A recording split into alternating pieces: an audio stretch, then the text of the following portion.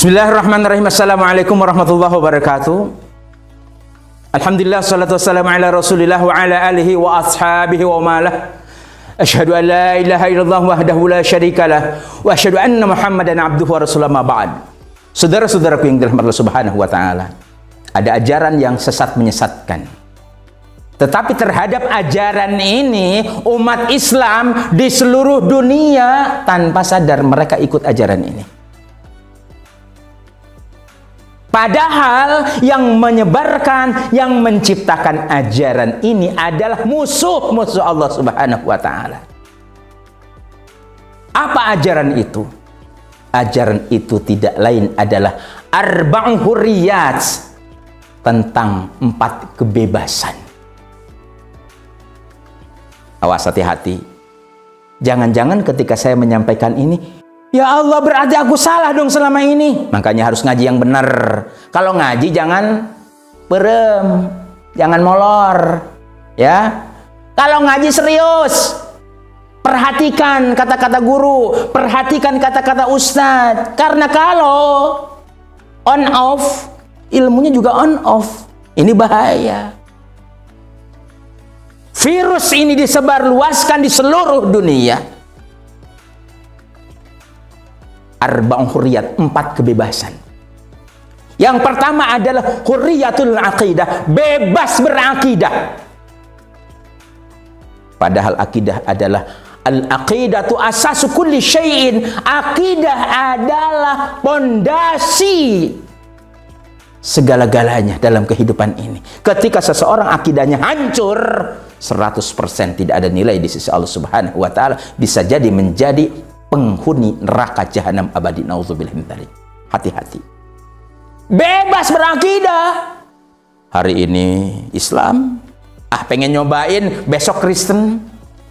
Kristennya pun juga mau ganti-ganti. Seminggu besok mau Katolik, 2 minggu lagi mau Protestan, nyoba juga Hindu, nyoba juga Buddha. Sesekali saya akan ateis. Na'udzubillah min dzalik. Ini sudah tersebar luas sehingga yang sudah terpengaruh dengan ajaran ini sampai terjadi dalam satu atap berbeda akidah. Ibu bapaknya haji, anaknya nikah dengan laki-laki Kristen. Na'udzubillah min dzalik. Hati-hati. Jaga dan bentengin anak-anak kita dari virus yang sangat menyesatkan ini, yang sangat merusak ini.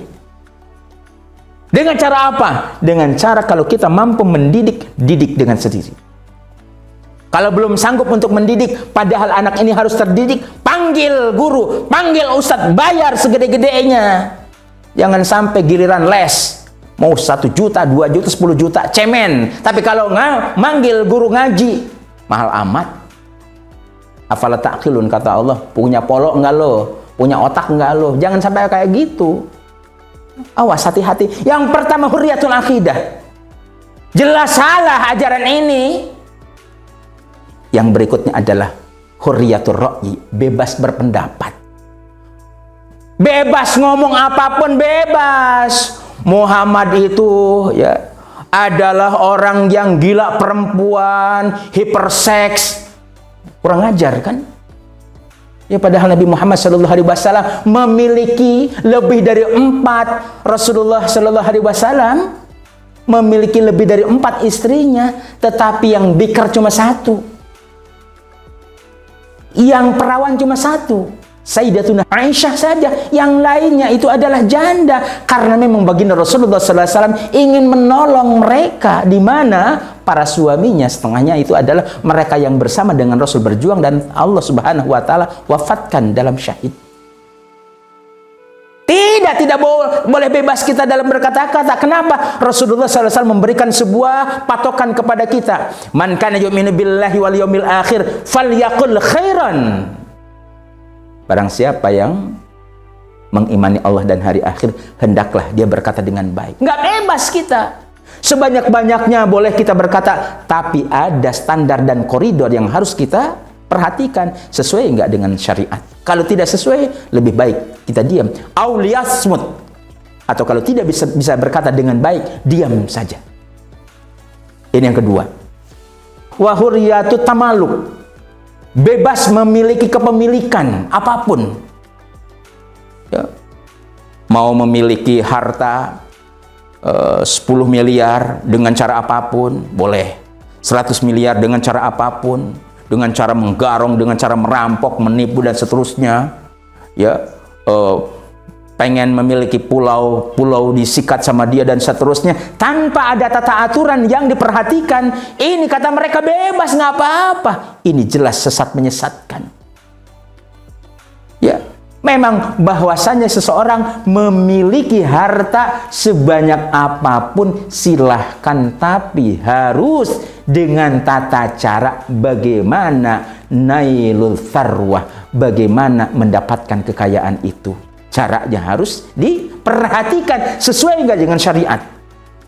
Setelah punya harta itu harus dibagaimanakan. Ada mekanisme dalam Islam. Harus bagaimana harta itu dikocorkan. Ada tata aturan mainnya.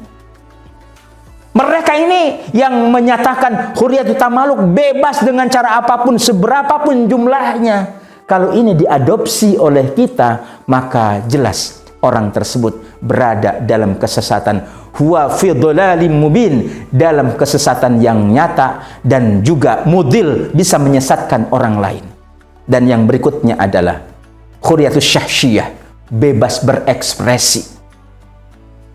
Mau pakai baju model kayak gimana aja, mau bajunya hanya setengah baju, bahkan mohon maaf hal-hal tertentu saja yang ditutupi, bebas. Nggak boleh ada yang sampai mengoreksi ini itu, bebas. Na'udzubillah min dzalik. Ini adalah sebuah ajaran yang tidak layak umat Islam mengikuti ajaran ini. Tidak sedikit saudara-saudara kita muslimah yang ngeri kalau diperhatikan. Mereka jauh daripada tuntunan syariat dalam berpakaian, memperlihatkan auratnya, lekak-lekuk tubuh dan seterusnya. Ditambah lagi mereka bergaul laki-laki dengan perempuan tanpa ada batasan, padahal dalam Islam sudah sangat jelas, wala taqrabuz zina, janganlah kalian mendekati perbuatan zina. Sehingga dalam Islam sebenarnya pacaran itu adalah sesuatu yang diharamkan. Karena apa? Pacaran itu adalah merupakan khutwatin minal khutwat lizina, satu langkah di antara langkah-langkah menuju pada perbuatan zina.